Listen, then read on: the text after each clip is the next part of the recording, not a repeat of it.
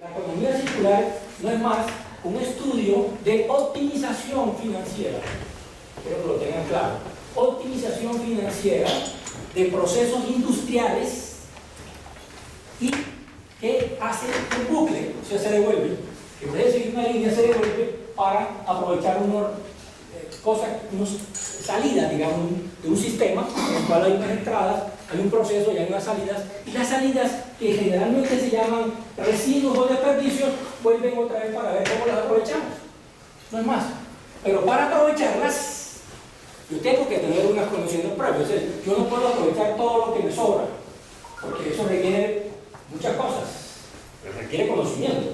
El conocimiento es tecnología, es procesos, ¿sí?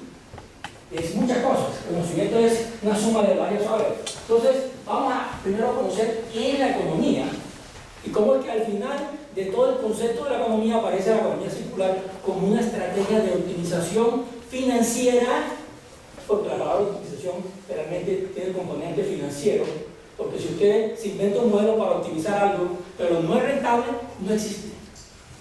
¿Sí? Nosotros hacíamos reuniones de junta directiva en algunos otros países y entonces decíamos, ¿será que podemos hacer esto? Y entonces le decimos a cada grupo, a los abogados, a los técnicos industriales, a los mecánicos y a los financieros, averigüen si se puede hacer y en la próxima reunión de junta dentro de un mes nos dicen si se puede hacer o no. Y entonces los abogados decían, sí se puede hacer porque no está prohibido y además hay una norma del gobierno, decía allá en México, que dice que el gobierno estimulará, una ley, ¿no? O sea, jurídica, estimulará ese tipo de actividades para lograr la no sé qué del país, de la región, de una cantidad de cosas. Entonces el abogado que decía, sí se puede. Después venía el técnico y decía, sí se puede, porque hay una tecnología que ya está aprobada, ¿no? Que dice que esa máquina se puede usar para eso y se logra el impacto. Ya tenemos dos. Entonces decía la gente, porque está fuera de la órbita de los negocios, decían, hagámoslo. Y él dice, bueno señores, hasta luego, chao, sigan los financieros. O sea, yo me tocaba seguir en ese momento. Y como decir, no se puede, porque no hay rentable. Conclusión, no se puede. Entonces, en los espacios académicos, todo se puede. Pero usted está en el mundo de que sí se puede, ustedes son belizaristas, creo que se llama acá, ¿no? Sí se puede, decía el sector. Pero no decía cómo, ni cuánto, ni el costo, ni esa cosa, ¿no? Entonces, en el espacio académico, jurídicamente, si no está prohibido, y no es ilegal, y no es inmoral, y no es antiético, se puede. En los espacios tecnológicos, si existe la máquina, si existe el procedimiento, si está todo inventado, se puede. Pero cuando entra en el mundo de los negocios y dicen, bueno, el costo de oportunidad en este momento, ¿sabes qué es costo de oportunidad? El costo de oportunidad es la tasa mejor de rendimiento que yo puedo tener en este momento en mi negocio en promedio. Entonces, si yo tengo un costo promedio ponderado del 14% de rentabilidad en mis negocios actuales, me ofrecen un negocio de economía circular que me renta el 11%, ¿lo cojo o no lo cojo? No lo cojo. Entonces no se puede. Entonces por eso cuando algunos genios de la economía circular, o sea, estrategia de la optimización tecnológica de los procesos, entran al mercado a ofrecer a los banqueros y a los financieros, a los industriales un negocio muy bonito, como me pasó a mí una vez, digamos allá al final y ¿cómo se llama? El final que se llama Tolima, y cogimos la cascarilla del arroz y queríamos hacer bloques de cascarilla de arroz que sobraba. Yo ya la recogía ahí y ya por ciencia incluso, yo hablé con un tipo de un químico y un físico cómo hacer unos bloques, porque tenían ciertas condiciones, pesaban menos, eran más baratos, manejaban mejor el calor de final, ¿no? Y etcétera. Y logramos que no se quemara, porque se quema, cascarilla, ¿no? Era una cosa chévere porque era casi economía circular hace 20 años cuando nadie hablaba de esto. O sea, lo hicimos sin saber que era economía circular. Ahora ya sabemos que hicimos economía circular. Y se levante la mano lo que hicieron en economía circular y hace 20 años. No sabía que eso era economía circular. Probablemente era un proceso de aprovechar un recurso que estaba dispuesto ahí, que era cogerlo, llevárselo y hacer ladrillo para las casas de vivienda de interés social, creo que era, ¿no? Total fue que no se pudo. Porque si bien el proceso de recolección era prácticamente gratis, el transporte no lo era. ¿Sí? Y además de eso, pues el problema de la combustión no se pudo solucionar 100%, pero un riesgo entregarle a alguien un ladrillo que se podía quemar, ¿ya? Entonces, vamos primero a enfocar la cosa para que ustedes sepan qué es economía. Esa fórmula no es de economía, se creo que la fórmula de Fourier se equivocó. Si te he entendido que me hace siempre esta cosa es la de economía, pero se puede usar para alguna cosa, me imagino, economía. De pronto, hay que inventarse entre los académicos. ¿Ah? Vamos a pasar acá, tiene aquí este pasador automático. Yo pasando. Sí, no, yo creo que me está oyendo bien, ¿cierto? El micrófono y esas cosas. A mí me pueden preguntar cuánto cuesta lo que yo estoy vendiendo. Yo no te lo puedo decir, cuando yo quiero ser muy ortodoxo, un secreto, molestar a la gente, yo le digo, no te lo puedo decir, es un secreto, porque inmediatamente sabe cuánto me gano. Él dice, no, es para comprarlo, y yo, por eso, pero no te puedo decir el costo. O sea, lo sigo metiendo en la rutina de la verdadera definición, la persona no entiende y se va a molestar. Yo, venga acá, señor. Lo que pasa es que el costo es distinto al precio. ¿Usted lo que quiere es el precio? Sí, el precio. El precio está, pero el costo es otra cosa, ¿no? Y el otro concepto importante, esto es una tontería lo que estoy diciendo yo sobre estas cosas, pero se da una claridad impresionante en los negocios. El valor. Ahí te dicen, ¿cuánto vale eso? Es imposible de saber. Voy a decir por qué. Porque el valor está aquí en su mente, es un tema individual, es el grado de aprecio, apetencia que yo tengo de algo que a mí me satisface. Es decir, para usted el valor es distinto que para él, para él. Si hay un vaso si hay mucha sed, usted acaba de tomar agua y ellos no han tomado agua, como hacen en las pruebas militares, que el mayor Rodríguez llega con un vasito de agua, 38 grados en la sombra, y llega a tomar agua así, todo el mundo sudando, y dice, muchachos, ¿cómo están? Y sigue tomando ahí, y dice, muy bien, mi mayor, dice, ¿tiene sed? No, señor, no tenemos sed. ¿Se acuerdan? Yo he ido a esas reuniones de Ptolemaida que son bastante chistosas. Y entonces, y el señor sigue tomando agua, feliz, le echa así en la cabeza, y la gente está así sudando, y dice que no, que está perfecto, ¿sí? Entonces, más o menos algo así, hay un grupo que tiene mucha sed, y entonces le da mucho valor en ese momento al agua. ¿Sí me entendieron? Hay otro que no, acaba de entrar, viene fresco, y no le da en ese momento valor al agua. Entonces tenemos el concepto de valor. Es una apreciación subjetiva, particular e individual. ¿Ya? Entonces, hay unas cosas que valen mucho y otras cosas que valen menos. Hay unas cosas que suben de valor de acuerdo a las circunstancias y otras que bajan de valor.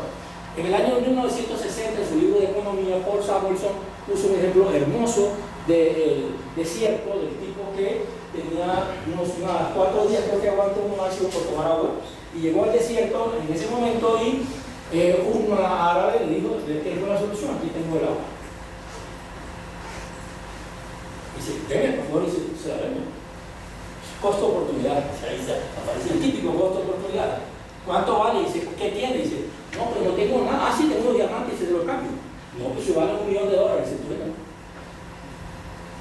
Ese primer vaso de agua le cuesta al señor $100,000. El segundo dice, no, yo ya no tengo tanta sed, le doy $50,000. El tercer vaso de agua le dice, le doy $10,000. Y el cuarto dice, ya yo no tengo sed, eso no vale nada. Esa es la famosa ley de los rendimientos marginales decrecientes. Las cosas valen de acuerdo a la apetencia y la oportunidad y la necesidad. ¿Ya? ¿El aire vale? ¿El aire vale? ¿El aire que respiramos vale? ¿Vale o no vale? No vale. ¿O sí vale? Sí vale. Sí vale. ¿Y cuánto cuesta? ¿Cuál es el precio del aire? ¿Por qué una cosa tan valiosa como el aire, tan valiosa, sin la cual no podemos vivir, por qué no cuesta nada? ¿Y por qué no tiene precio? Esa es filosofía de la economía. ¿Saben por qué? Por la abundancia. Existe tanto, es fácil de conseguir, es un bien público. Bien público no es un bien del Estado. Cuando nosotros en economía, yo no soy economista, pero llevo 20 años en esto, cuando nosotros en economía, los bienes públicos no son los bienes que fabrica el Estado, son los bienes que cualquiera puede usar sin costo. Es otra cosa completamente distinta. Además, son los bienes en los cuales no hay rivalidad de consumo. Es decir, si yo encierro el aire aquí y ustedes respiren, todos respiran, ¿cierto? Pero si yo traigo un pan aquí y me lo coman, se forma un problema grandísimo porque el pan no va a alcanzar para todos. Entonces, en el pan hay una rivalidad en el consumo. ¿Está claro? En cambio, en el aire no.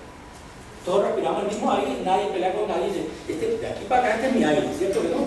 Usted ya peleó con él. No puedo pelear. Entonces, no hay rivalidad en el consumo y está abundante. Entonces, por eso es que una cosa tan valiosa tiene alto valor, pero no tiene precio. Pero hay unas cosas que sí tienen valor, precio y costo. La economía precisamente se encarga de aquellas cosas que son escasas, porque la economía quiere decir escasez, ¿no? Y que hay que hacer una optimización para que eso funcione y esté dispuesto. Dentro de unos años, no sabemos cuántos, nosotros no vamos a estar aquí para saberlo, es muy probable que el aire sea escaso. Ya estamos viendo que algunas cosas están escaseando, por eso aparece la estrategia de utilización que se llama economía circular. Y entonces el aire va a estar embotellado. Yo voy a ver mi botella ya, voy a tener un tubo ya. Entonces está en el cine y dice, la muchacha le dice, mi amor, dame un beso. Y dice, no, porque casi estoy sin aire. Entonces los besos van a estar teniendo casos. Y vieron que si uno se imagina un futuro, algunas cosas van a cambiar, y entonces las costumbres van a cambiar, y bueno, en ese momento no habrá ni cine, no, claro. Entonces ponen unas gafas detrás y el cine está aquí puesto en algún sitio de la gafa, uno la ve la película y cambia, porque ya hay un programa sobre eso, ¿no? O sea, el mundo está cambiando tan rápido que ya uno se imagina lo que va a pasar en 30 o 40 años. Entonces el valor es la apreciación subjetiva que tiene una persona de acuerdo a sus necesidades y apetencias de algo y está en función de sus propias circunstancias, ¿ya? Para que los mercados funcionen, los mercados de la economía, para que algo funcione, tienen que pasar dos cosas esenciales. Muy sencilla la economía, estoy diciendo en 5 minutos. Primero, que el valor de algo sea superior al precio. ¿Para qué?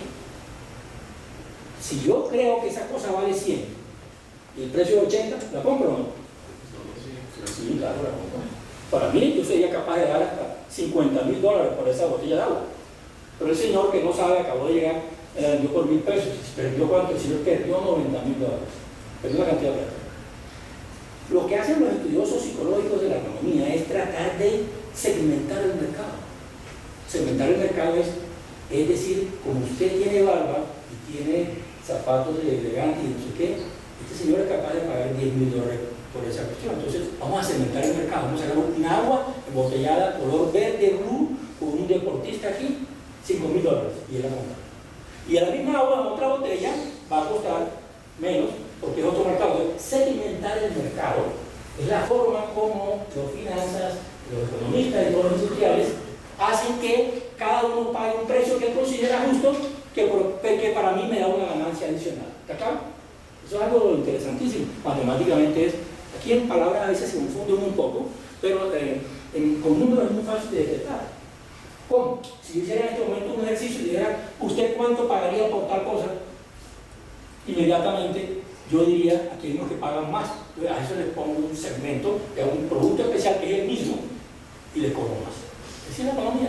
Segmentar el mercado es adentrarse en la mente de cada persona en conjunto y establecer precios diferenciales con productos diferenciales. La cuchilla Bic es un ejemplo muy famoso en Francia. La cuchilla Bic, esa de rasurar, aquí en Colombia creo que ya no está, ¿verdad? Estuvo, ¿sabes? Esa cuchilla Bic, un día fue un estudioso de la empresa de mercado y se dio cuenta que en Francia las mujeres que son peludas, ¿se sabían eso? No, entonces se pueden asustar, pero son peludas, no es que haya un cambio de nada, no es que son peludas, algunas en esa zona. Entonces las mujeres compraban cuchillas de hombre, porque en los años 60 pues no había cuchillas para mujeres, porque eso era prohibido, ¿no? Pues eso era un tabú. Entonces las mujeres iban por allá y pasaban así por la sección de hombres, hacían así, cogían las cuchillas, se las metían y seguían por allá y decían, es para mi marido, era para ellas. El señor comenzó a observar durante unos meses y se dio cuenta de que las muchachas en Francia consumían cuchillas Bic. Se dio cuenta que había un nuevo mercado. Y entonces le pasaron eso a los psicólogos, a los expertos en mercadeo, y se inventaron una nueva cuchilla, que era la misma, solo que era de color rosa, y se llamaba Daisy, creo que era, o Juliet, o no sé. Entonces, Daisy Juliet, la cuchilla rosa de Bic especial para la delicada piel de la mujer. Y entonces le pusieron un poquito de olor ahí a jazmín. Acababan de segmentar el mercado. y esa cuchilla costaba un 30% más, porque era cuchilla especial. O sea, y las mujeres iban orgullosas, ya no iban escondidas, no que iban, sacaban pecho, decían, denme 2 Big Daisy. Sí, señora, claro. Con su cuchilla aquí, porque ese sí era de ella, antes era escondido. ¿Sí me entienden? Entonces, es el concepto de valor, en su máxima expresión, con la malicia del industrial y del mercadeo, del psicólogo, del filósofo, todo tipo de cosas, para subir el precio. O sea, para cuando uno se meta, está subiendo el precio, ¿no? También lo está bajando. En otra parte, también lo puede bajar para aumentar más la masa de consumo en ese lado, ¿no? Entonces, dos cosas que para que el mercado exista, para que haya demanda, el valor debe ser mayor que el precio. Lo acabo de decir en este momento. ¿Entendieron claro o no? Es importantísimo para todo esto. Y lo segundo, el precio debe ser mayor que el costo, por el lado de la oferta. Si no, no hay oferta, no hay producción, ¿está claro? Son dos cosas. Y entonces el que está en el medio de los dos es el precio. O sea, valor mayor que precio y precio mayor que costo. ¿Está claro? Muy bien. Entonces, el costo se mueve cuando está por encima del valor, del precio, no hay producción, ¿verdad? Nadie ofrece el producto en el mercado. Y al revés, el valor puede subir y bajar, y cuando esté por debajo del precio, nadie demanda. ¿Está claro? Yo bauticé a unas empanadas bajando la Universidad de Carnado cuando estudiaba hace 40 años por allá. La bauticé en empanadas, no me olvides. Un día bajando con un hambre a las 12 del día, me pidió una empanada de esas, llegué a la casa a las 7 de la noche después de estudiar el día, me dio un dolor de barriga y una diarrea terrible. Empanada. Yo siempre pasaba y miraba esas cosas. Me cogió, o sea, estuve 2 días, viernes, sábado, domingo y hasta lunes, con diarrea en mi casa, tenía yo 20, 18 años, pues, una cosa tremenda. Entonces yo dije, yo nunca me he olvidado de esas empanadas, siempre que encuentro empanadas no me olvido, porque no me las podía olvidar. Entonces, el concepto de valor. El concepto de valor está difícil ya para mí. Tenía un gran valor cuando la pedí porque tenía estudiante con una empanada de 50 pesos y eso es una maravilla, como la hora de 500. Pero en ese momento eso era tremendo y entonces me acordé de ellas y ahora para mí no tienen valor, casi me muero. Más casi me tienen que hospitalizar porque creo que se llama deshidratación. No sé qué. En ese momento no existía Gatorade, sino que le echaban limón azul, agua, sal, una cualquier cosa al tiempo. Bueno, entonces, valor mayor que precio, precio mayor que el coste. ¿Está claro? Esto es lo que hace la economía. Necesidades económicas, biológicas, sociales. Entonces, los industriales deciden que van a producir, cuándo lo producen, para quién lo producen, o sea, segmentar el mercado. Esto es muy rápido, ustedes ya deben saber esto bastante. Las actividades económicas, producción, cambio, distribución y consumo. Y hay unos factores que entran para hacer esto. Esto es lo que hace la economía. Aquí está el tema de valor. Aquí está el tema de... Esto es un tema que es de la gente. Esta parte de aquí es de la gente. Son necesidades humanas. ¿Sí? Esta parte de aquí es de los industriales. Entonces miren, aquí es una primera contradicción. La gente puede estar pidiendo cosas y los industriales pueden estar, ¿cómo se dice? Pensando en producir otras cosas. ¿Qué están pensando en producir ellos? Pues cosas que sean rentables. ¿Y qué están pensando esta gente? Cosas que necesiten, las cuales den valor. Entonces, nosotros hacíamos una encuesta una vez que, por los mismos datos de información en el curso, ustedes son los consumidores y ustedes son los productores. Entonces, ustedes, con estas mismas cifras que le damos a todos, díganme que van a producir. Y ustedes acá díganme que van a demandar. Y encontramos que había un 30% de cosas que la gente necesitaba que no se producían a demanda insatisfecha. Siempre en toda economía hay una demanda insatisfecha, son pedazos de cosas que usted quiere, que aunque tenga la plata, nadie la produce, no la puede comprar, nadie se la vende. ¿Está claro? Si hay que hacer alguna pregunta en algún momento, bienvenida, ¿no? Sí, ¿cómo funciona ese mercado? ¿Cuál mercado? Ese, que los industriales no producen lo que la gente quiere. No hay mercado. No existe porque no hay producción. Por eso es que para que exista el mercado tiene valor mayor que el precio, precio mayor que el costo. El mercado existe cuando hay demanda, valor mayor que el precio, y cuando hay oferta, precio mayor que el costo. Ahí se enfrenta. Entonces lo que pasa es que de pronto algún industrial dice, bueno, pues La gente continúa demandando esto y aquí de lado de mis amigos nadie lo está produciendo. Voy a estudiar si financieramente es rentable hacer eso. Acuérdense, no basta que sea jurídicamente posible y tecnológicamente existe, sino que sea financiero, si no, no lo vende nadie. Dice el doctor, famoso filósofo, PhD en economía, Nicolás Maduro Moro, le están haciendo una increíble guerra económica. Eso es un tema de la filosofía política inventada, de las operaciones psicológicas y todas esas cosas, inventada por los cubanos. Esta es más mentira que... O sea, él no entiende qué es guerra económica. La guerra económica sí existe. Y es cuando Estados Unidos y Alemania, en la Segunda Guerra Mundial, fabricaron billetes falsos de los otros países para dañar y destruir la economía. Sí existe la guerra económica. Crearon marcos alemanes falsos y los metieron allá para destruir la economía alemana. Entonces se cogieron los buenos y dejaron los malos. Cada vez que un alemán compraba en Francia, entregaba un marco bueno y le devolvían con marcos malos los franceses, marcos hechos por ahí en otros países. Entonces, esta es guerra económica típica. Pero guerra económica no es lo que está pasando allá. Porque ahí, ¿por qué es que no hay producción?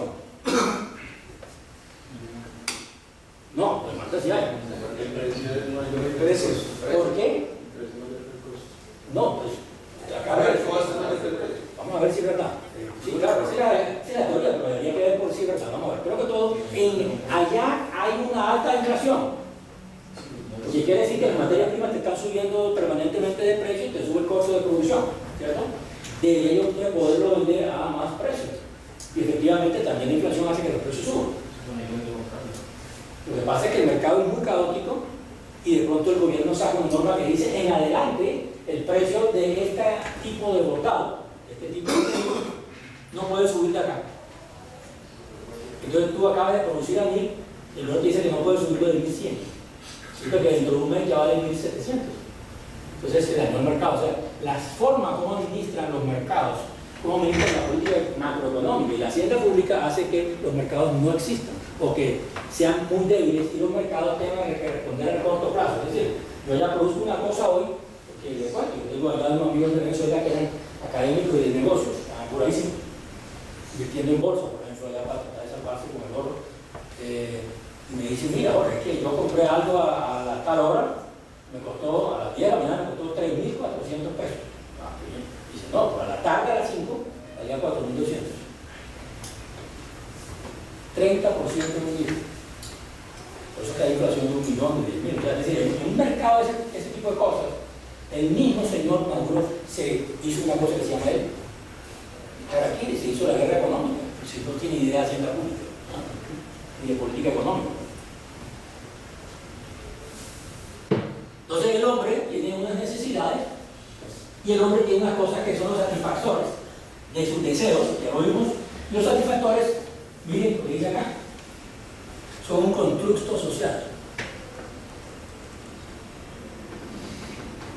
¿Qué le pasa a un señor de La Guajira si le suben el precio de los frijoles? No pasa nada.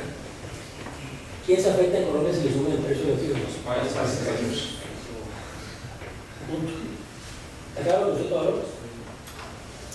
No va un día a un mercado o una semana, si uno quiere hacer la guerra económica de los antioqueños, pues les esconde los frijoles. Y se mueren a los 3 días. Llega aquí a Juven, porque todavía está vivo, haciendo para Bogotá vivo. Se mueren, ¿no? A los bogotanos hay que esconderle otra cosa también, ¿no? Y se mueren también. Entonces, las satisfactores, esas cosas que dicen que esa cosa tiene valor, son unos constructos culturales. O sea, toda la culpa de lo que a mi mayor Rodríguez le gusta es culpa de la abuela de él. Yo venga, si viejito acá que yo le voy a dar una sopita con no sé qué papita igual que ahí lo fregó. Él le ofrece un risotto italiano por hongos portobelos y le dice, no, eso es horrible. La abuela le metió en el software acá y le dijo que lo mejor era ajiaco con huasca, y propóleo y toda la cosa, que el otro eso era horrible. ¿Sí? Entonces usted cuando se sienta a discutir con un italiano acá, ustedes nunca se van a entender porque los constructos culturales y sociales son distintos. ¿Entiendes? Por eso hablar de economía es tan estúpido como hablar de fútbol, como hablar, les dice, usted no tiene la culpa que le guste el Junior de Barranquilla, que usted nació ahí, usted está enfermo. Igual que la gente que le gusta Santa Fe, si usted está enfermo. Digo, que le gusta el Corinthians, el Boca Juniors, ¿se acuerdan? El River, eso se matan. ¿Sí? Eso es una enfermedad. En Boyacá dicen que tiene las mejores morcillas o no sé qué de su tomarchán. ¿Cómo se llaman? Las longanizas. Esas no son las mejores.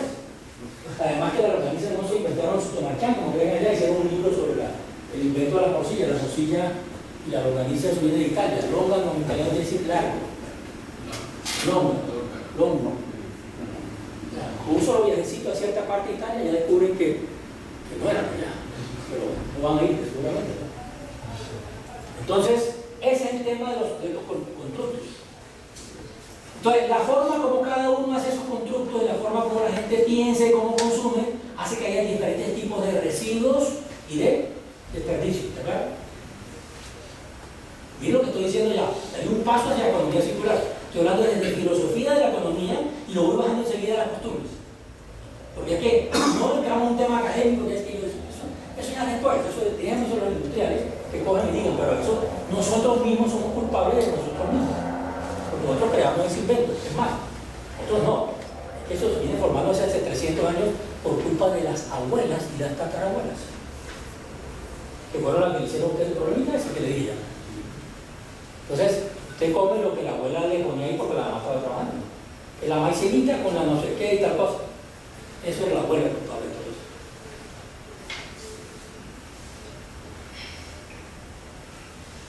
Tengo un problema con esto. Los bienes que son libres como el aire son bienes no económicos. Cuando se comienzan a poner escasos, se vuelven bienes económicos. ¿Está claro? Pero antes no. El aire en este momento no es un bien económico, es un bien libre. Cuando no hay aire, toca comprarlo y, por ejemplo, el agua en algún sitio del mundo ya es un bien económico. En Colombia, que todo se desperdicia, pues todavía no. Para que un bien sea económico debe cumplir 4 necesidades, 4 características, 4 atributos. Lo primero, que todo el bien, digamos, sea apetecible o sea una necesidad. Si no satisface una necesidad y no es apetecible, pues no es un bien económico. Luego tiene que estar disponible, pero disponible para mi consumo, porque si yo tengo una cosa que está disponible en Marte, pues no es disponible, ¿no? Está disponible en el universo, entonces será disponible en la práctica cuando yo viaje a Marte o viva a Marte. Que diga, envíenme uno, entonces pues se lo manden enseguida en el cohete, ¿no? Tiene que ser transferible y sobre todo para que sea económico debe cumplir esta última condición.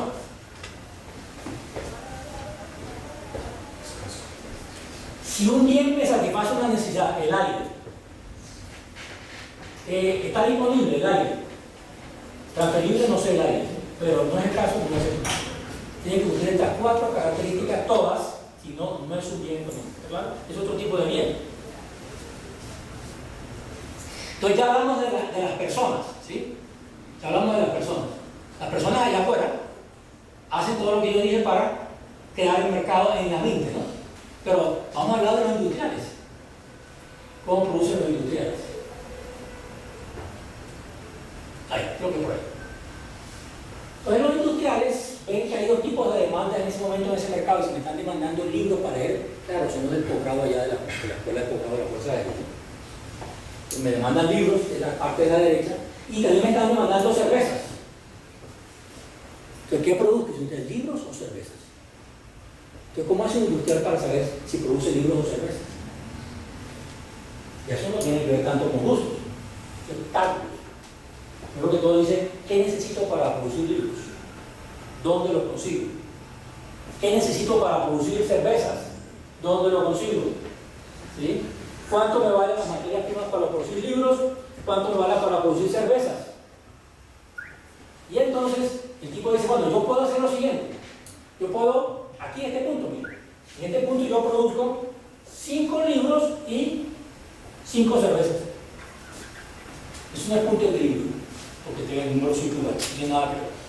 O me voy a este punto de acá y produzco 11 cervezas y 2 libros. Entonces los industriales comienzan a hacer una combinación de posibilidades de producción. ¿Qué es mejor? ¿2 libros y 5 cervezas? 10 cervezas y un libro. Depende. En Boyacá le gusta a la gente leer mucho o toma más cerveza.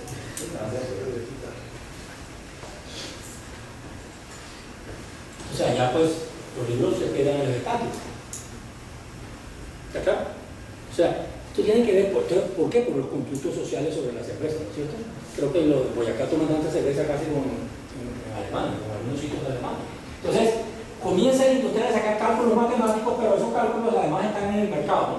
Si hay más empresas que producen cerveza, pues la gente dice, como que está bueno, voy a ver si me meto y no sé qué hacen. Y si no, van a consumir libros, ¿no? Hay gente que no le gusta cerveza, entonces la industria dice, no, el mercado vamos a producir aquí más o menos aquí. Hay que tener en cuenta, seguro que leído los rendimientos marginales, ¿no? Es que por la tercera botella de agua ya no pago lo mismo. Pero cuando yo produzco mucha cerveza y la gente ya se tomó 3 o 4, pues ya la quinta cerveza no va igual. Yo les dije una vez a un economista allá en el pueblo se llamaba, creo que era Runta es un pueblo que queda, creo que a 15 minutos pegado de Tuna, que venden salchichas, mochillas, todo ese tipo de cosas, hortalizas y cosas. Y dije, ¿por qué no hacemos una prueba sobre la cerveza aquí? Digámosle a la gente que no vamos a vender la cerveza a 1.200, sino que la primera cerveza le vale 2.000, la segunda le vale 1.400, la tercera le vale 800, la cuarta le vale no sé qué, y la 10ª le vale 100 pesos.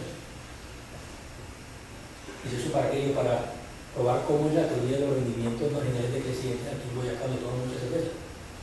Hicimos el experimento una sola vez. Se vendieron todas las cervezas. A la segunda vez nos tocó poner una limitante. Era una tienda del pueblo, era un experimento de malicia de economía y el que tenía el negocio. Le dije, si pierdes yo te pongo la plata. Eso va a lograr perder más de 1 millón por día. Le va a dar un solo día el experimento. El problema fue que mucha gente compraba, después de la 10ª cerveza, decía, deme 5 más para la casa, señor. Entonces nos tocó poner un control el siguiente día que era para tomarse nada. Y no, pues nos quebraba. La gente se tomaba y se llevaba 40 y nos quebraba. ¿Está claro? Entonces, así piensan los que están del otro lado. ¿Qué producir? ¿Qué materias primas? Etcétera, ¿no? Siguiente tema.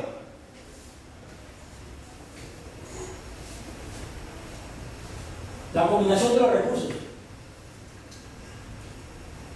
¿No sale nada? ¿Se dañó o algo así? Sí. ¿Ah? Ya. Perdón. Ahí, creo que es ahí. Entonces, el tipo también, después que ya mira que es posible desde el punto de vista de la producción, de los factores, todo tipo de cosas, pasa y hace cómo sería la mezcla para hacerlo ya desde el punto de vista tecnológico, cuánto necesito de plata aquí, de materia prima, hace unos cálculos y entonces dice, no, vamos a traer una curva, que es una curva se llama la curva de posibilidades de la frontera de producción, o sea, hasta dónde puede llegar en producción, ¿ya? Porque además los recursos son escasos, es decir, si a mí me venden una tierra para producir cerveza y libros, o para producir cerveza y otra cosa, pues yo no puedo en la tierra de cerveza meter, tiene límites la producción, no puedo producir muchas más de cosas, sino tiene unos límites, pero por eso hay una frontera, un máximo que hay que tener en cuenta en eso, ¿sí? El otro tema es la competencia. Aquí 4 empresas que están compitiendo y de pronto aparece aquí el costo de producción. Mira, producen cosas distintas, tienen valores distintos acá, pero el costo de producción es igual para todos, ¿cierto? La tecnología que estamos usando. Entonces aquí se produce que hay una empresa que pierde plata y no pueden existir. ¿Cuál? La que está a la derecha. ¿Sí? La que está a la derecha, el numeral 7, está en punto de equilibrio. Esta da pérdida. Y la que más gana es la que está a la izquierda. Por la forma como manejan el costo de producción. Quiero decirles algo, yo sé que ustedes son disciplinas distintas algunos. Hay una cosa ya en la finanza, en el tema del manejo de las mezclas de cómo hacer las cosas, que son los costos fijos y los costos variables. O sea, yo puedo producir algo con muchos costos fijos, mucha maquinaria pesada y pocos costos variables, o con pocos costos fijos y mucho costo variable. Entonces, cuando yo hago esa mezcla y hago los cálculos matemáticos, encuentro que las empresas que tienen un bajo costo fijo sobreviven a largo plazo, aunque no ganen mucho. En cambio, las empresas que tienen alto costo fijo y costo variable disminuido, tienen problemas ante crisis económicas porque salen casi quebrados. Pero cuando hay una expansión, ganan muchísimos millonarios. La fábrica que pusieron aquí en Tocancipá de cervezas, que cuando creció la fábrica de Leona, creo que era de Ardila Lul, ¿no? A esa fábrica, ese sitio se lo propusieron a Santo Domingo hace unos 10 años atrás. Digo, todavía no están las condiciones para Colón. Pero como Ardila Lul es el señor Orgullo Santandereano, voy a competir con este señor de Barranquilla, entonces se metió, hicieron un cálculo y dice, voy a meterla como sea, se metió, la escribió durante 5 o 6 años, se endeudó 180, 200 millones de dólares, y un momento dado que ya no pudo pagar. ¿Por qué? Porque hubo una recesión económica que hizo que no pudiera vender lo suficiente para pagar los costos fijos, pero la deuda sí la tenía que pagar, que era con banqueros en el exterior y era en dólares, 200 millones de dólares. Entonces, un tipo que el tipo estaba pagando 10.000 millones mensuales en deuda y solo le quedó una utilidad de 5.000 millones por mes. No resistió, demoró 3 años así, sacaban plata de Postobón, plata de varias partes para darle ese negocio. Un día los banqueros de Santo Domingo le dijeron que compro. ¿Cuánto? Dice 100 millones de dólares. Entonces, ¿qué quería usted? ¿Seguir perdiendo 5 millones de dólares por mes? ¿O que le compraran todo por 100 millones de dólares? Eso no tiene nada que ver con el derecho, ni con la contabilidad, ni con nada. Hay un problema de decisión financiera plata, como todas las grandes decisiones del mundo. Plata. La guerra también es un negocio, ¿no? Entonces, la vendieron. ¿Por qué? Porque el tipo se anticipó una mezcla como de soberbia, orgullo, de deseo de figurar, de ser el más grande inversionista, y se quedó. O sea, porque le puso el corazón en vez de los números. El corazón es tremendo en estos negocios, ¿no? Sobre todo cuando son grandes capitales. Bueno, estos son lo que hacen los economistas. Los economistas creen, hay una cosa interesante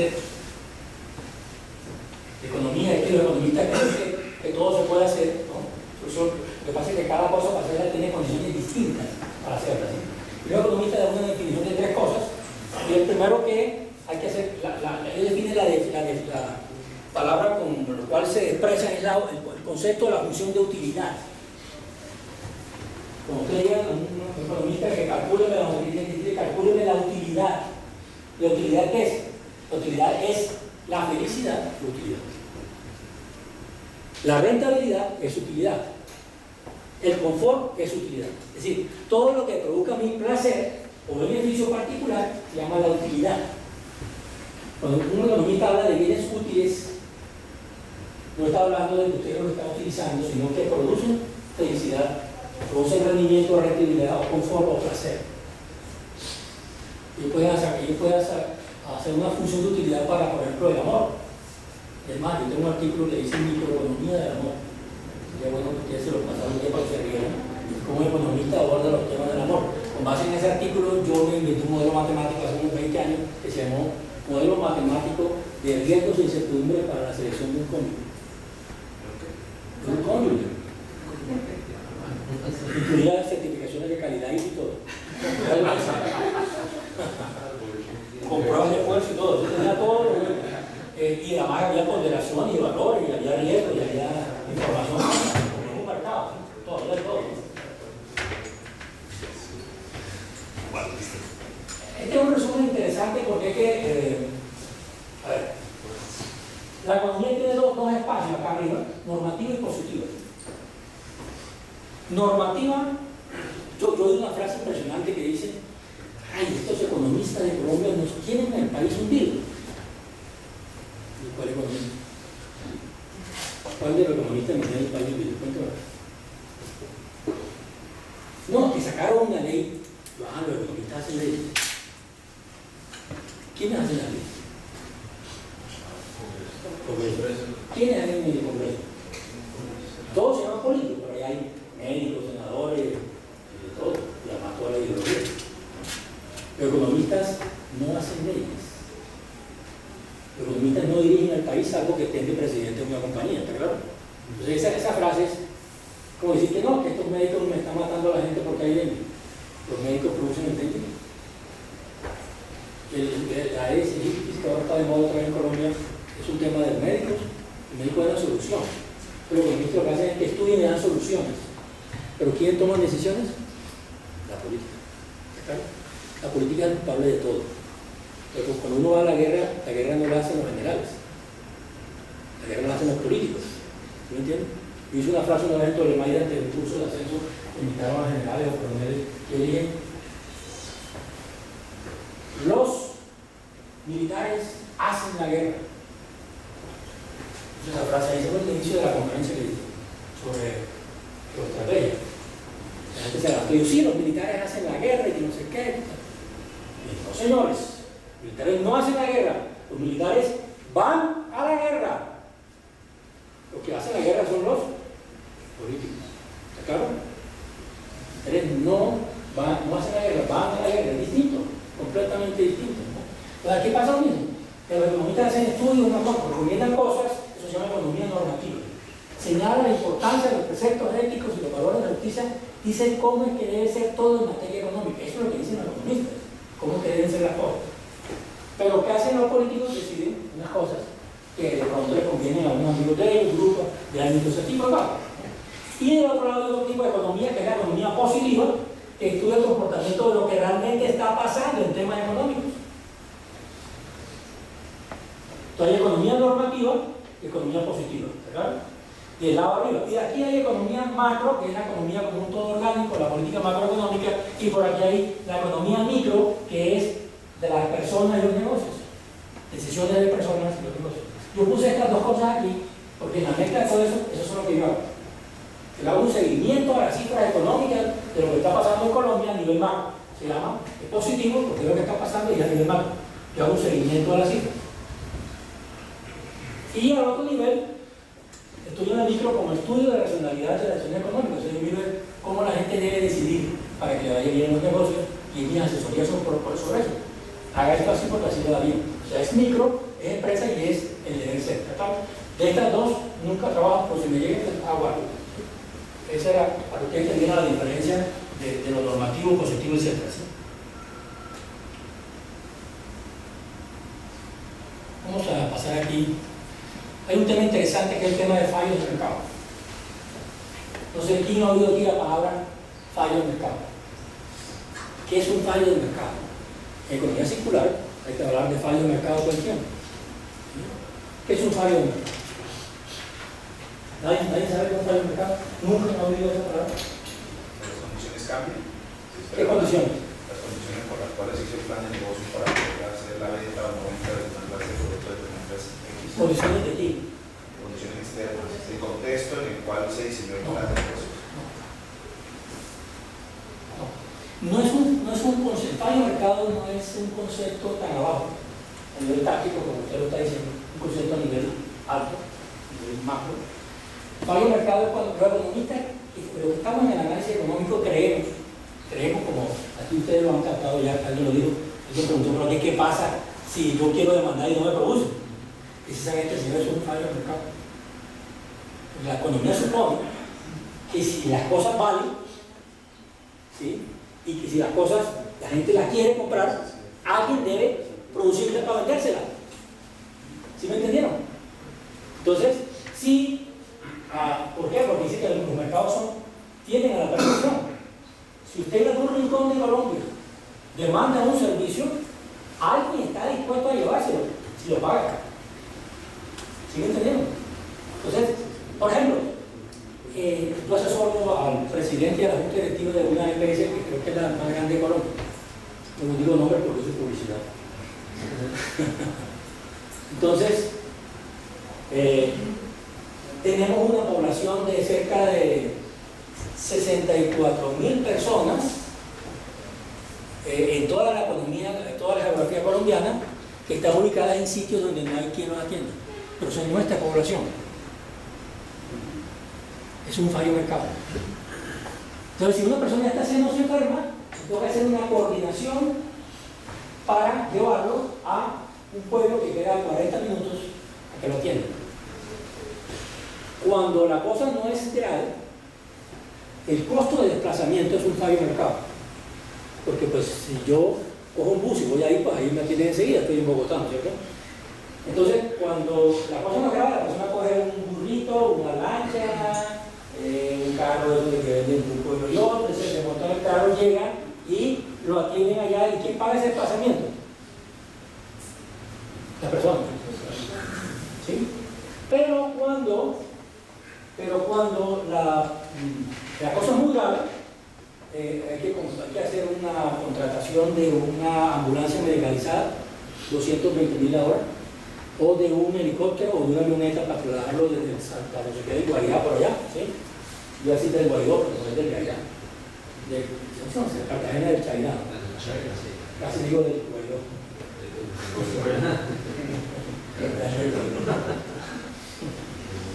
Entonces, cuando estoy allá, entonces ese desplazamiento vale $1.600 por avión medicalizado.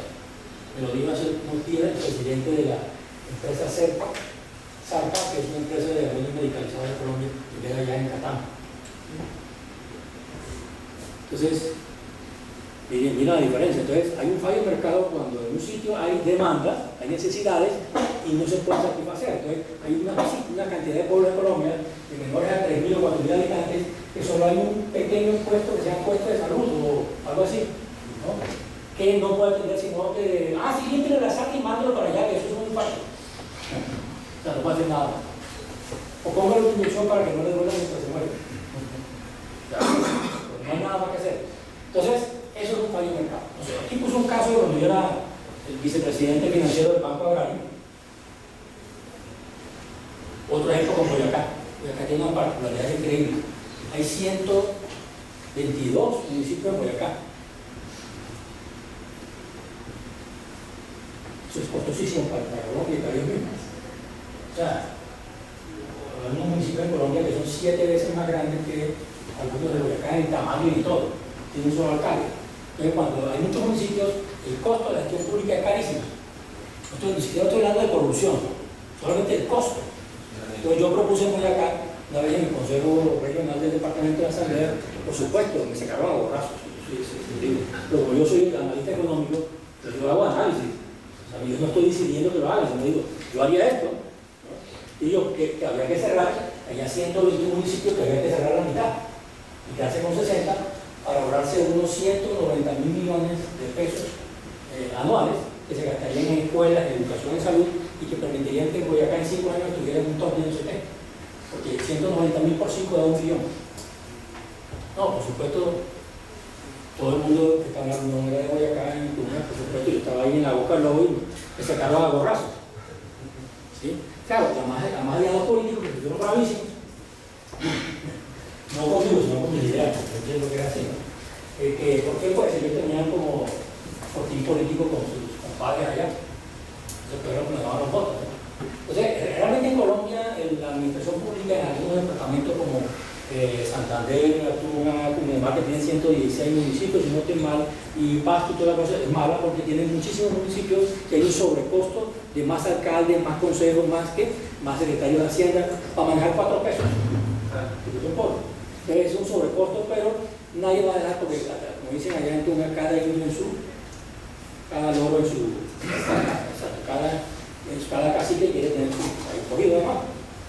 Pero la gente no va a aceptar porque puede salir a hacer estrategia. Entonces, en el Banco Agrario teníamos una cantidad de oficinas que están ubicadas en sitios donde la caja agraria no era rentable. Yo le dije al ministro de Hacienda, mire, este es un banco público, era el doctor Odinola, creo, o PR, no me acuerdo.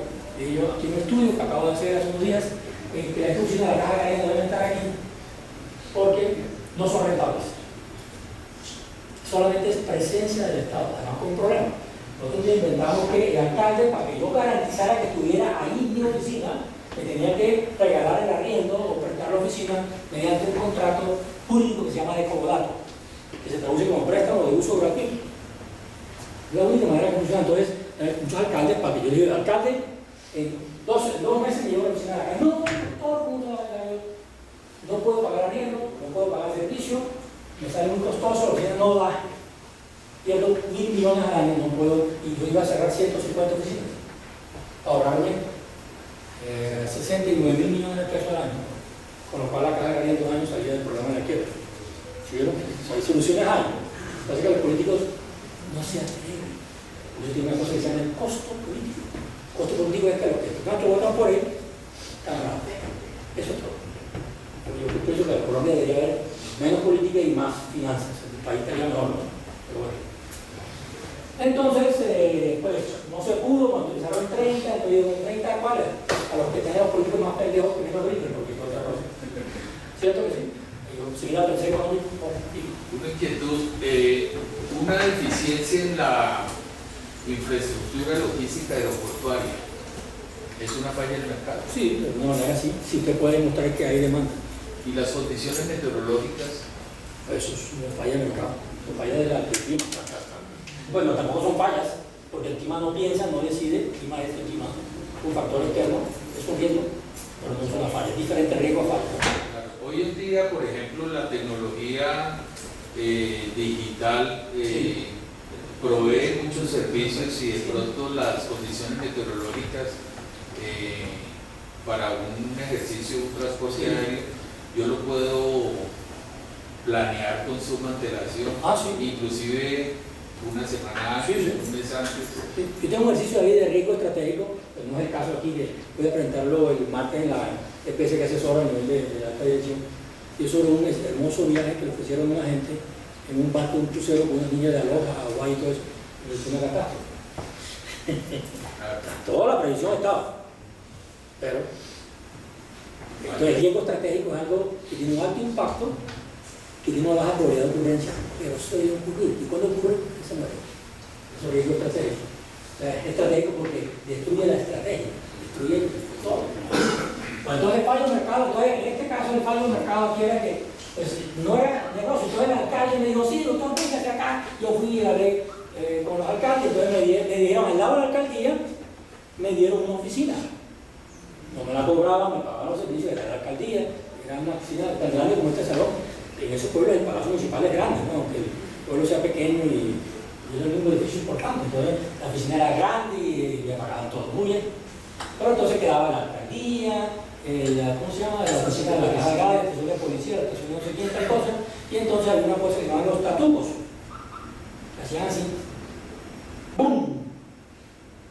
Y cada lunes el comité de presidencia llevaba el coronel Segura con el que el ejército decía el presidente con la novedad que nos bombardeó la oficina de Corinto. Y al otro lunes con la novedad que me bombardearon la oficina de Ricosta. Todos los lunes el comité de presidencia, el coronel llegaba y informaba que nos habían bombardeado y él empezó a dormir en una oficina. Y un día el coronel no dijo nada. Y el coronel, te puedo decir, no señor presidente, vamos. Pero todos los demás vicepresidentes nos paramos y lo aplaudimos. En un año fue la primera vez que no hubo bombardeo en ninguna oficina. Él no dio noticias. Cada vez que me envió una oficina me costaba a mí $35,000 la preparación. Eso me subía la prima de seguros, ¿no? Y todo no es rápido, ¿no? Entonces, primero el fallo de mercado puede pasarlo, como ya lo saben, voy a pasarlo rápido, ¿no? Las industrias, de acuerdo a sus eficiencias, a los mercados, a la producción, van siendo afectadas por estos fenómenos. Descentralización, ¿sí? Por ejemplo, descentralización es que los productores están aquí y los que compran están allá. Hay un costo de transporte, ¿no? Eso es costoso. Hay un fenómeno de concentración, que es al revés. Están aquí los productores y los consumidores, es más barato los productos, ¿no? Y el transporte casi no existe, ¿no? Hay un fenómeno que se llama de segregación, pequeñas áreas, zona metropolitana de Soacha de industria, ¿no? Azucar, zona industrial de cuero en barrios Restrepo, ¿sí? Zona de repuesteros en 7 de agosto, ¿sí? Algo así, ¿no? Hay también invasión, pues es otra cosa, y hay centralización. Entonces estos fenómenos existen económicamente, pero se producen por diversos factores de las industrias, se van acomodando. Se van acomodando y van apareciendo así y así y así, por circunstancias económicas, o sea, por decisiones económicas de rentabilidad, no es más. Entonces, hay unas áreas que Bogotá tiene segregación en un sitio, invasión en otra, tiene concentración, tiene todo, y en los municipios de Colombia hay todas estas cosas, ¿no? Hay una gran pregunta que nos hacemos en los negocios, en la economía, que si yo sé que la producción de un tema está en Tolima, ahí están las materias primas, donde pongo la fábrica y los consumidores están en Bogotá, donde pongo la fábrica, cerca de la materia prima o seco al consumidor? Tantas preguntas. ¿Qué cosa? Te pueden decir aquí cualquier cosa. Lo que digo es, pasen los financieros. Dígame dónde es más económico, dónde es más rentable. O sea, ¿qué es más caro? ¿Transportar una materia prima a Bogotá o transportar un producto terminado? Esos son cálculos matemáticos. Y nada se puede decir, esto es puro matemático. Solo por el hecho, por ejemplo, ahorita que en Barranquilla están en problema del tema del puerto, ¿no? Del dragado del río y la problemática que ha generado el tema del aumento de los costos asociados al proceso de exportación, claro, porque tienen que trasladar los barcos al otro puerto, claro, ¿Un sobrecosto? ¿no? Y generó un sobrecosto en el tema del transporte de la carga hasta la ciudad. Sí. Así es. Cada vez que uno lee el periódico encuentra un problemita, un sobrecosto. Hay un tema que son las internalidades y los costos. Ya entramos aquí con el circular. ¿Cuánto cambiar el tiempo? Hay algunas preguntas. Todavía no he hablado con el circular, o sí he hablado con el circular. He circulado mucho, pero yo hablando de economía.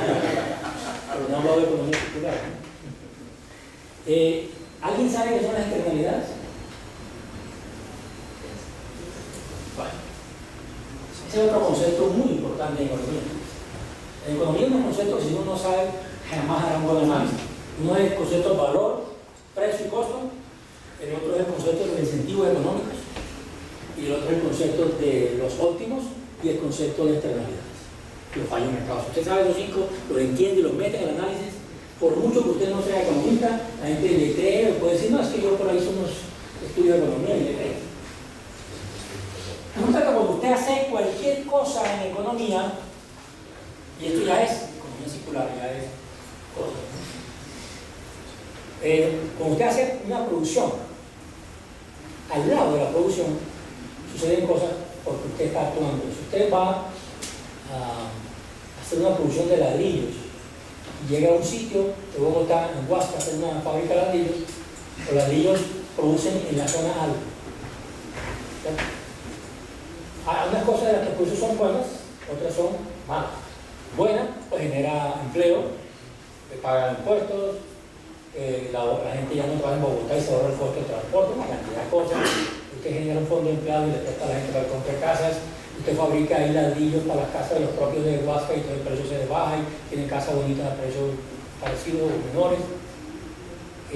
Oye, también que eso son cosas buenas, ¿no? Cosas externas al negocio, que son cosas buenas. Pero también pueden ser cosas malas, por ejemplo, que el polvillo del ladrillo de la chimenea se crea como en Santiago, que en Santiago de Chile hay una cosa que se llama inversión térmica, entonces las nubes por allá grises bajan y se posan sobre edificios que están a 10 o 15 metros. Uno a veces mira y ve todo gris y sube el avión y allá arriba está todo iluminado, ¿no? Es una inversión térmica, baja la capa esa de contaminación, ¿no? De nubes. Entonces, esa capa que hay por ahí de hollín y de ladrillo y todo eso, eso es una cosa negativa, porque alguien se puede enfermar, se descubre el asbesto, es un ejemplo típico, creo que en Puerto de Boyacá, ISA, creo que fue que hace un mes quitaron lo del asbesto, esa otra cosa. Entonces, en todo proceso económico, todo proceso industrial, hay unas externalidades que pueden ser positivas o negativas. Yo aquí traje dos, por ejemplo, hoy Katy está haciendo una tesis sobre economía circular, ¿quién era? ¿Alguien que iba a exponer acá? Qué bueno, qué bueno. Hay unas externalidades que son positivas y otras que son negativas. Yo aquí le traigo un ejemplo de una positiva, de una persona que puso una venta de miel de abeja en un sitio, ¿no? En un pueblo, y pues le iba muy bien con el negocio de miel de abeja, pero al mismo tiempo las abejas pues salían de la finca de él, ¿no? Comenzaban por ahí a chupar otras flores y ese tipo de cosas. Y eso produjo la polinización, ¿sí? De todo el área alrededor del pueblo, porque, digamos, hizo más óptimo la polinización que no había antes, ¿no? ¿Verdad? Y entonces eso produjo una gran cosecha de flores y otras cosas en el área. O sea, el tipo que hizo el negocio de la miel de abejas no pensaba en esto, ¿verdad? Pero produjo un beneficio a él, no, a los demás, o sea, es externo al proyecto. Eso es un beneficio positivo y se llama una externalidad positiva. También hay externalidades negativas. Las fábricas, por ejemplo, producen externalidades negativas, ¿verdad? Externalidades, cosas fuera de la producción del negocio que impacten a las personas que no están vinculadas al negocio o que no son del negocio. Esa es la, digamos, la definición de externalidad. Por ejemplo, en el tema del carbón. Sí, pero total, después de tanta marca, todo externalidad. Realmente no está vinculado, pero sí reciben Esa es una externalidad típica, eso es contaminación del puerto, la bahía, eso es externalidad típica. Y tienen que pagar algo, ¿cierto? Me salió esto, no sé por qué. Sí, está bien. ¿Qué es esto? ¿Alguien sabe qué es esto? Un balance. Es un estado de pérdidas y ganancias y un balance general, ¿cierto? Pero realmente esto es, ahí arriba dice PUC, ¿sí veo que dice PUC? A la izquierda arriba, PUC. ¿Qué es PUC? Plan único de cuentas. Muy bien. Este es el plan único de cuentas. Yo le digo a la gente, si usted quiere trabajar estas cosas de economía, es decir, un buen arquitecto debería saber pegar ladrillos. Es la cosa mía. Yo cuando me hablan de cosas, le digo, mira, a mí me gusta la arquitectura, me gusta la ingeniería civil, la albañilería. Por eso que yo me puedo pasar arriba, abajo y a la mitad cada tiempo, porque en todas tres he estado vinculado. Me di cuenta que cuando uno llega aquí a la albañilería, el mundo es de los albañiles. El mundo no es de los arquitectos ni de los ingenieros. El arquitecto tiene todo en la mente. El albañil lo tiene en la mano. ¿Sí? Hay que bajarse a este nivel para poder entender la vida como es. Entonces, cuando uno hace todo estos estudios de finanzas, de economía, de negocios, y no conoce los PUC, está en la olla. Es decir, está en el cuento allá de la discusión arriba, ¿no? El PUC es el Plan Único de Cuentas de registros contables de las operaciones ciertas, verificadas, documentadas de los hechos económicos metidos en un sistema, anteriormente era manual, ahora es software, y sacan unos balances que pueden sacar a un dígito, a 2 dígitos, a 3 dígitos, a 4 dígitos y hasta 12 dígitos. 12 dígitos quiere decir la cantidad de números que tenga acá. Fíjate que aquí arranca con 1 activo, son todas las cuentas, con 11, hay un activo que se llama así. Luego 1105, en este activo hay uno que se llama así. Luego dice caja general, en este activo hay uno que se llama así. Aquí está 1, 2, 3, 4, 5, 6. Este balance está a 6 dígitos. Yo trabajo a 6 dígitos y hasta 12 dígitos en mi proyecto de análisis financiero y esas cosas, ¿no? Entonces, un PUC normalmente en Colombia, ¿cuántas cuentas cree usted que tiene? ¿Cuántos códigos de registro contable? O sea, a esto así. ¿Cuántos códigos cree usted que tiene un PUC en Colombia?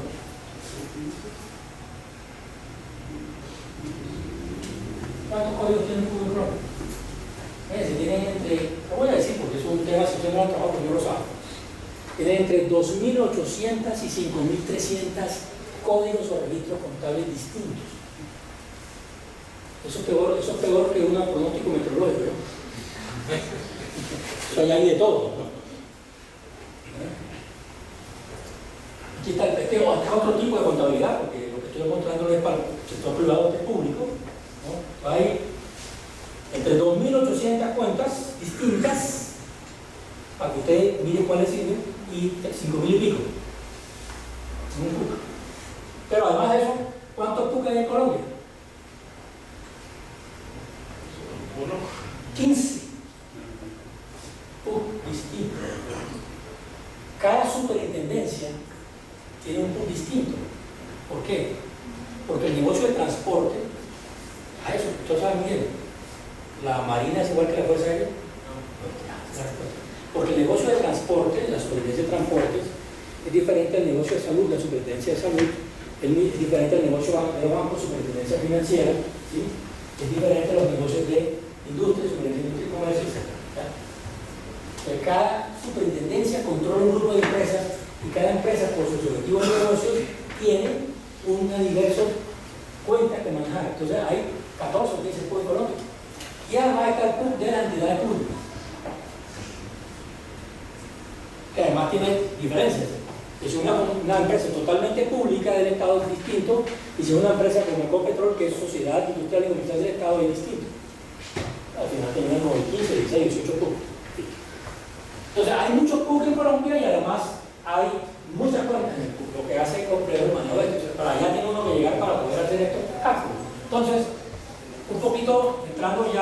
al remate, que tengo la mala noticia de que hay una diferencia entre el costo económico y el costo contable. Esa es otra cosa que hay que tener claro cuando hablamos de economía circular. El costo contable es el registro de los hechos económicos de las operaciones de una compañía en un año X, generalmente se habla de año fiscal, y tiene que ver con el registro de las cuentas públicas, o la contabilidad privada o también la pública, pero ya hablamos de privada. Pero eso no es el costo económico. El costo económico es mucho más grande, porque a ese valor contable hay que sumarle los economistas, mientras le decimos al contador, oiga viejo, mándeme el PUB en Excel a 8 dígitos al mail tal. Sí, doctor, en 10 minutos lo tengo. Digo los economistas, óigame, calcúleme las externalidades de negocios. Sí, señor, en 3 meses se las mando. ¿Sí vieron? Porque la contabilidad está ahí de la semana, al día, pero las externalidades hay que calcularlas. ¿Sí me captaron la cosa? Y resulta que los métodos de cálculo son métodos econométricos, precio sombra, sustitución, tengo 4 métodos sofisticados, no son tan obvios. Entonces, después que uno sabe que me cuesta producir la tela, el ladrillo allá en Huáscar, que dijimos ladrillo, ¿verdad? Huáscar, me cuesta producirlo 250 pesos, pero que además eso tiene una externalidad de 40 pesos por contaminación. Entonces el costo da tal, porque yo debería tener un costo por mitigar la contaminación. ¿Me entendieron? ¿Por qué no tengo el costo de mitigar la contaminación? ¿Por qué las leyes no me obligan?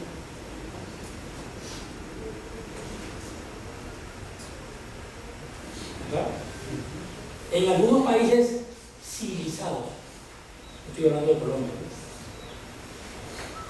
tenemos un desorden aquí terrible. Uno cuando viaja y vuelve dice, ay, qué desorden tan delicioso. Eso demora como 15 días ya después. Porque allá en Alemania todo tiene que estar así, todo ordenado, pero aquí no, aquí uno fue a la izquierda, a la derecha. Una de las cosas que más me incomoda a mí cuando vengo de regreso de Alemania, por ejemplo, es que yo voy por una calle, caminando por donde aquí en línea recta, y hay un tipo que viene allá por la misma línea mía. Hay otro que se me atraviesa un segundo a la derecha, otro a la izquierda, ¿no te das cuenta? No, como estamos acostumbrados, nos parece que es normal, pero eso no pasa en otros países. Uno en otro país, en un supermercado, uno va a la línea y las personas le pasan por el lado. Nadie le viene uno derecho y le empuja. Pero en Colombia se le empuja y uno dice, ay, perdón, qué pena con usted, doctor, que se le cayeron las gafas. Menos mal que no eran de las finas porque se le rompieron. Hacen chistes, ¿no? Entonces, eso es una de las cosas, nosotros somos distintos. Y además nosotros toleramos este grado de desorden y perdón, ya estamos, pero siempre los primeros son chéveres. Y hicimos así, ¿no? Entonces, el problema es que las leyes, no hay una obligatoriedad de que esas cosas se vinculen al costo contable, sino que hacen parte del costo económico, pero no están en los estados de pertenencia. O sea que las empresas siempre están mostrando más utilidad de las que deberían si los obligaran a pagar las externalidades negativas de su beneficio personal e industrial, ¿me entienden? O sea que ustedes compran barato porque ustedes no quieren, ustedes prefieren tener contaminación y comprar barato. ¿Me entendieron? Gracias.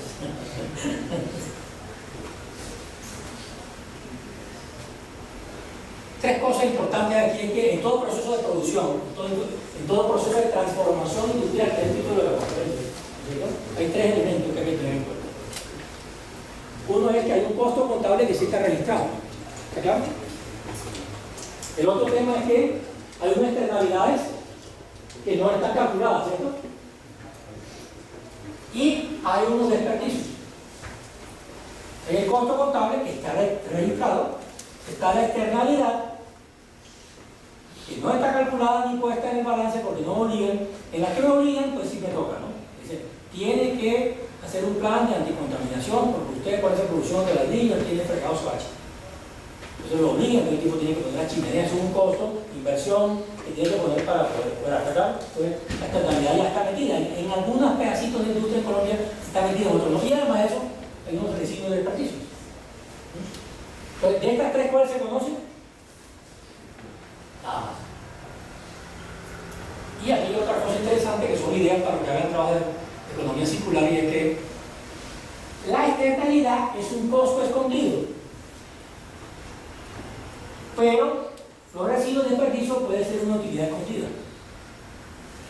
¿Está claro? Y entonces, si uno analiza todo esto, puede inventarse un grupo de análisis para mirar cómo hacer un proceso de transformación industrial que permita aprovechar desperdicios y eliminar externalidades negativas y aumentar los positivos.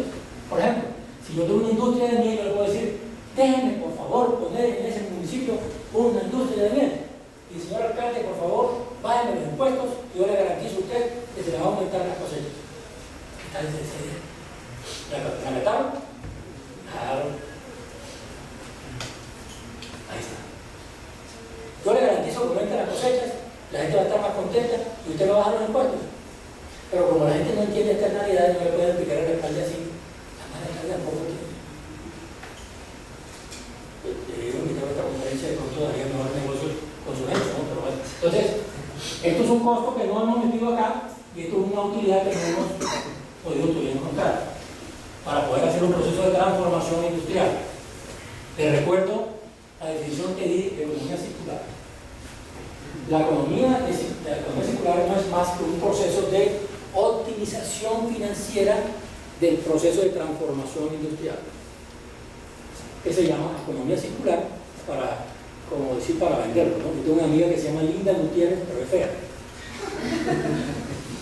También aquí pusieron economía circular, entonces es buenísima, todo circula, y no sé qué, ¿no? Entonces lo que dice la economía circular dice, anteriormente era una línea, esto es una línea, que decía que yo diseño el producto, lo pienso por acá, llevo los mercados, voy, extraigo la materia prima y los recursos, lo llevo al proceso de producción, ¿se acuerdan de las actividades económicas, transformación, logística, no sé qué?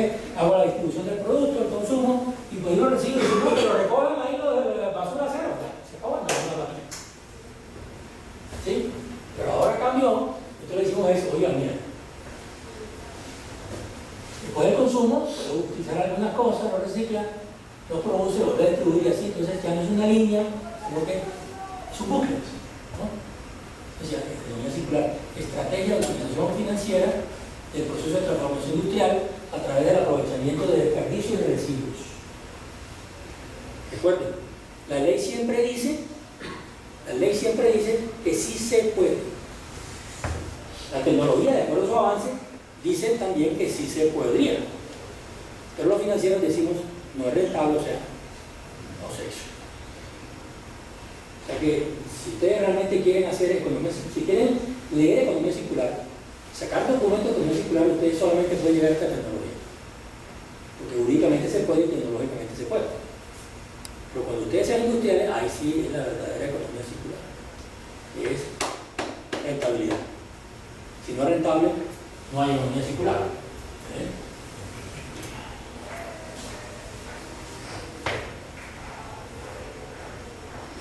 Y aquí vienen los famosos problemas que hemos encontrado de la economía circular.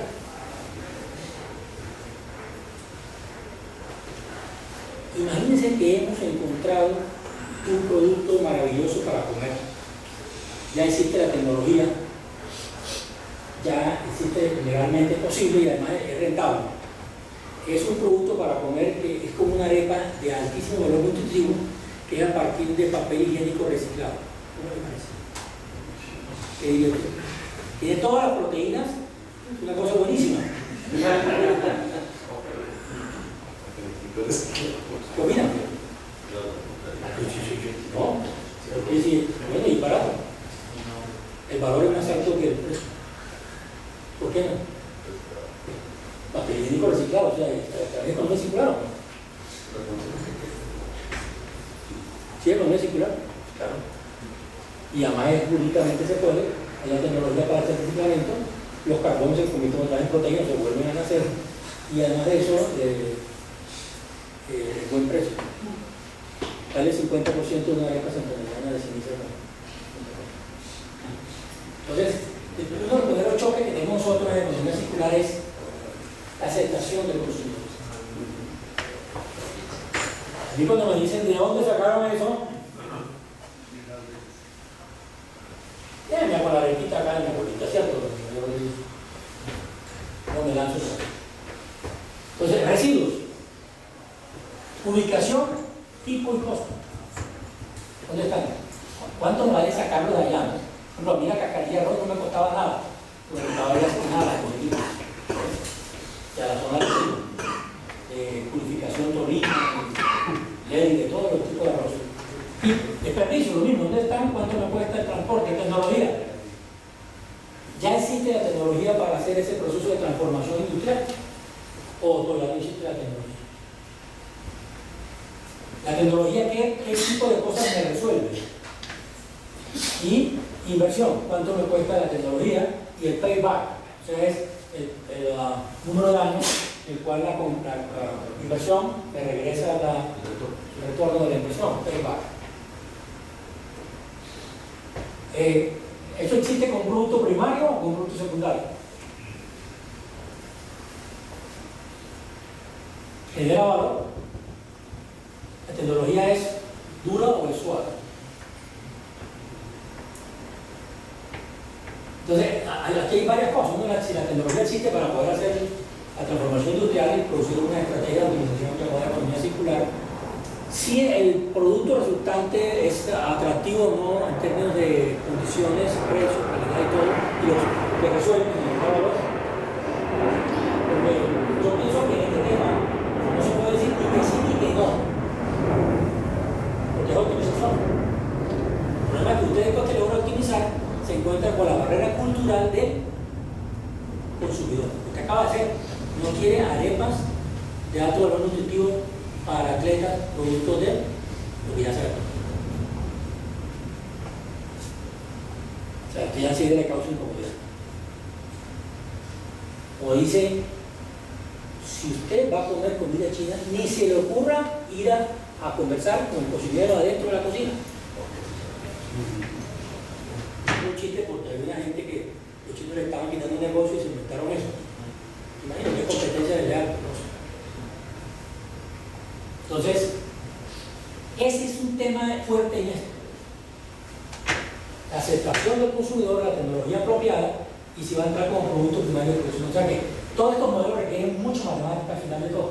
Requieren mucho cálculo para poder ver si es rentable y luego si es aceptable el producto final. Porque hay una cosa reciclada que uno dice, no, en mi constructo social, mi constructo personal de mi abuela, yo lo decía, ni por China usted va a comer esa vaina allá de que viene el compadre tal. No, señor. Y entonces yo en mi mente no como eso porque eso es malo, ¿cierto? Ese es el problema aquí, del choque cultural. Entonces toca hacer un crack adentro, ¿no? No ese que viene allá del Bronx, ¿no?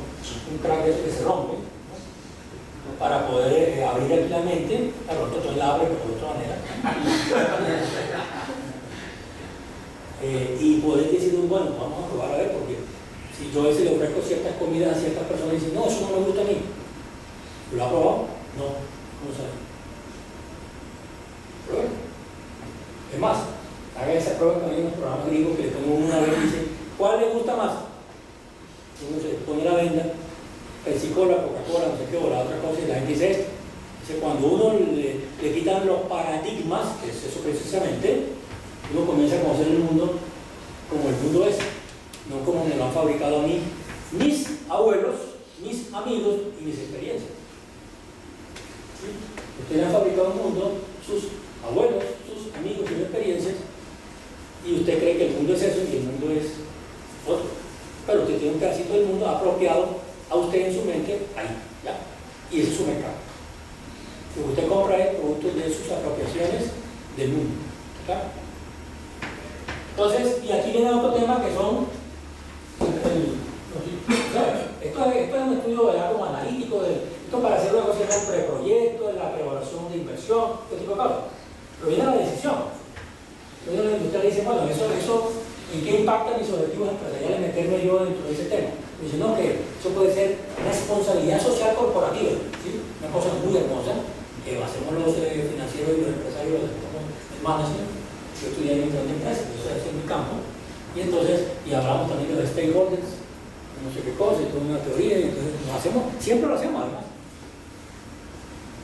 Ok, cumple con los estudios, pero eso me da más crecimiento, me da rentabilidad, qué problemas financieros tengo, cuánto tengo que invertir para hacer esa cosa, tengo que decir al área de proyecto que me haga el proyecto de economía, estrategia de utilización, lo llamo de tal manera, y luego hay unas decisiones que hay que tomar a nivel de junta directiva, y hay que hacer una cosa que se llama las apuestas de riesgo. Es un riesgo, como cualquier otra cosa, como volar con todas las predicciones estrellarse. Chapecoense, el jugador sabe. Una persona nunca había montado avión porque le habían hecho una predicción, tenía ya 35 años y le dijeron el día que ustedes se monten en un avión, se cae y se cae. La persona, cada vez que iba donde un tipo que le diera la carta, un brujo, le decía lo mismo. Y todo el tipo pues dijo, no, yo quiero saber qué es montar en un avión, entonces voy a ¿cómo se llama? A averiguar cómo sería. Fue consultor de oráculo, de las estrellas, horóscopo, fue un sacerdote, todo, y dijeron, no, mire, el día 24 de marzo del 2019 es el mejor día para usted volar en avión. Y pues compró un pasaje para el 24 de marzo corto, inclusive media hora, ¿no? De aquí a allá a Bogotá, algo así. Y ahí se echó Bogotá. Se montó en el avión, de 20 minutos se cayó. El tipo fue bravísimo donde quién, pero siempre le toca la puerta a alguien allá, ¿no? ¿Recuerdan? Le tocó la puerta y le dijo, mire, yo pues, supe esta noticia y hice esto, matemática, pronóstico meteorológico, toda esa cosa, y el avión se cayó, dice. Y era el mejor día para mí volar en el avión. Dice, usted tiene razón, señor, es algo raro. Dice, no, ya sé qué pasó. Lo que pasa es que era el peor día para el piloto. Es un cuento que dice mucho en planeación estratégica. Y cuando uno hace análisis muy del mi mundo pequeño, ¿no? Yo creo que mi mundo está metido en otro mundo, que a su vez está metido en otros mundos, y todavía hay más mundo arriba. Entonces usted tiene que ver es, entre más visión grande tenga usted tiene más el mundo. Pero si usted cree que todo es el problema suyo, pues se va a estrellar muchas veces. Entonces hay que ampliar el mundo para poder entender mejor las cosas, ¿no? Entonces, en las juntas directivas, yo estoy en este momento 8 juntas directivas, se discute mucho de estas cosas, todo el tiempo. ¿Cuánto máximo es el valor que podríamos perder en ese negocio en los próximos 3 años? Dicen, no, pues, $4 millones, o sea, 12.000 millones de pesos más o menos. No podemos perder más de eso, porque no es negocio. ¿Qué hay que contratar? O sea, ¿dónde hay que poner la plancha? ¿Qué hay que hacer? ¿Quién nos importa la tecnología? ¿Dónde la compramos? ¿En Alemania? ¿En Francia? ¿En Estados Unidos? Son decisiones. Y muchas veces yo estuve en un proyecto de cemento en el Cesar, porque el costo del cemento es altísimo por el transporte de una arena que se está transportando, es carísimo, igual que la cerveza, el costo es altísimo el transporte. Entonces, en ese momento yo me paré y hice una exposición de media hora con un estudio que hice y dije yo, no recomiendo el negocio de cemento porque los precios no dan para mantener, tendríamos que tener año y medio en punto que y pérdida, después entrar en la nariz, no se sabe. Y yo me salí de ese negocio, no me metí. Y luego la gente pues se puso, la mitad de la junta directiva estaba bravísima conmigo porque yo había destruido un proceso de 6 meses, de no sé qué cosa, y que había hecho tambalear el proyecto y porque 4 personas se habían salido y dijeron que tampoco. Y yo no dije nada, yo dije que este era un estudio y en posición era que no iba. Pero por supuesto, fue tan contundente, con tanta cifra y con tanta demostración, no lo pudieron controvertir, entonces pues, otros tomaron y dijeron que no. Y demoró 4 o 5 años en el baúl. Y hubo un día en que los precios subieron tanto, hace como 3 años o 4 en el sector de cemento en Colombia, que se lo lanzaron, los que quedaron sin nosotros dos. Se metieron. Y llevan 3 años. Y ha ido bien 3 años. El año pasado comenzaron las pérdidas en agosto. Y han perdido 3.000 millones. El precio de 3 años.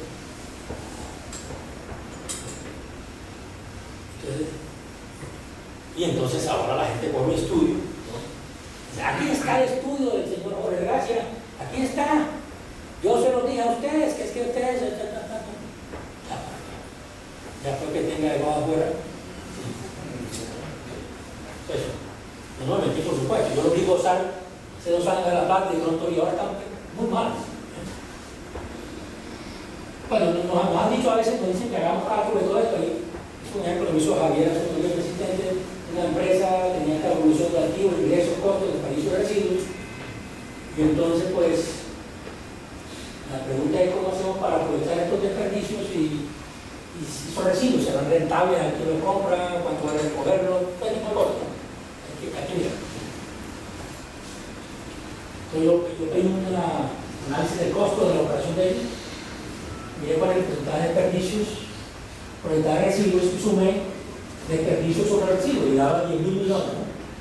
Muy interesante, ¿no? O sea, han venido ajustando bastante el costo, digo 83%, 83%, y ahora está 66%, o sea, han venido haciendo un buen ejercicio de, yo estoy en esta junta directiva, con el año pasado en diciembre, cada 66% de porcentaje de costo, está bien, lo hemos controlado, no ha sido fácil, nos tocó votar como a tres directores de producción para bajar el costo, porque qué te queda de esto. Mira, aquí una cosa, yo cuánto me voy a votar esos 3 tipos, prestaciones y todo, y mira. O sea, con 0.44% de esto, le pagamos a los tipos y nos ganamos además 4 puntos más. Le pagamos todo, le pagamos como 500 millones a cada uno de prestación, ¿no? Un viernes llegaron ahí y a las 5 de la tarde ya estaban fuera y nosotros descansamos. Y el lunes hemos montado la gente otra vez nueva, ingeniería industrial, cálculo y producción, y ya bajamos el costo. Entonces la idea era aprovechar 10.000 millones de pesos en valía de esos costos, en los residuos y los desperdicios. Si se podía. Eso da en términos de dólares $3,5 millones. Que tampoco es mucho. Entonces la cuestión que había que calcular era el reuso. El reuso era qué tanto de los desperdicios se podía reusar nuevamente. Porque no todo se puede usar. Además, dentro del propio proceso de utilizar desperdicios, hay también desperdicios y hay residuos. Pero nuevamente comienza a jugar la cosa. Entonces hicimos un modelo de simulación y dijimos, mire, no podemos decir que el 100% porque eso sí no. Alguien decía, no, que el 75%, no sé qué, yo no hago nada de esas mentiras porque estamos entrando en una cosa nueva. Entonces llevamos años, yo propuse el 55 o aprobado, con la idea de que lo subiéramos, ¿no? Esa era la idea, era que lo subiéramos y entonces había que invertir estos millones de pesos en promedio, una previsión de balance, y había que hacer un sobregasto por el nuevo proyecto de estrategia de optimización, que era de esto. Entonces la cuestión era, ¿es rentable o no rentable? O sea, ¿lo metemos o no?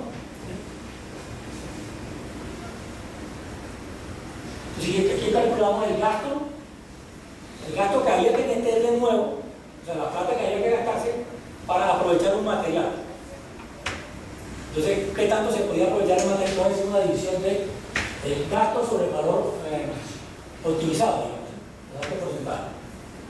Y luego aquí hicimos una cálculo del costo de oportunidad de inversión, es decir, si esa inversión que había que hacer la invirtiéramos en el banco, en la bolsa, cuánto me daba de rentabilidad, era eso, respecto a cuánto me rentaba meter en proyectos de economía circular o estrategia, no digamos estrategia de optimización financiera, proceso de transformación industrial. ¿Sí? APOD, economía circular. Hicimos este cálculo, la verdad es que aquí no entendí mucho el gráfico. Había como una curva rara aquí y tan larga. O sea, no había como mucha diferencia que si bajaba mucho o se aumentaba el costo de oportunidad porque se bajaba y era más óptimo. La verdad era que estaba muy recta la curva, ¿sí vieron? No era una curva así, sino que era muy pareja, entonces nos pareció que era buen negocio. Pero le dimos más cálculos y nos dio esta que ya era más interesante. Esto aquí es el porcentaje del costo del reuso contra la cantidad de desperdicio a usar o a meter en la estrategia, ¿no? Pues en este caso nos dio un interesante grupo de datos y esa línea punteada que está ahí nos explica de alguna u otra manera que a medida que se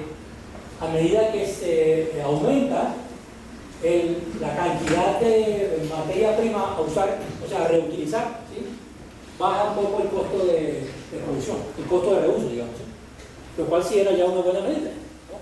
Es decir, una buena medida porque decíamos, cuando teníamos 5.500 teníamos un costo cercano al 35%, pero por aquí ya tenemos un 23% cuando aquí había que más o menos duplicar casi, ¿sí? Cuando duplicamos el valor de los desperdicios usados, de reuso, bajamos unos 12 puntos el costo de reusar. Es decir, ustedes no pueden reusar algo sin poder meter más plata para reusar, eso es lo lógico. No solo más plata en gastos, sino también más inversión, la tecnología. Entonces, en este tema hicimos una aproximación, pero llegamos como hasta acá. ¿Por qué? Porque es que había problemas de transporte y de costos de buscar el desperdicio, reusarlo, buscarlo, sí, unos costos de logística tremendos. No solamente el proceso de logística era complejo, sino el proceso de los costos asociados a la logística, ¿no? Entonces también era, por ese motivo, pues, por ese motivo, bueno, y esta ecuación aquí nos daba 0,59, que no era muy buena. Entonces, que era 0,80 o 0,75 la correlación de la ecuación, para que fuera más o menos interesante, pero bueno, nos metimos ahí, llegamos a un tope y ahí se estancó eso y no sé cómo vamos a hacer esto que sigue. ¿Alguna pregunta? El coeficiente de correlación tan bajo no lo asocian a externalidades que pueden tener el proceso.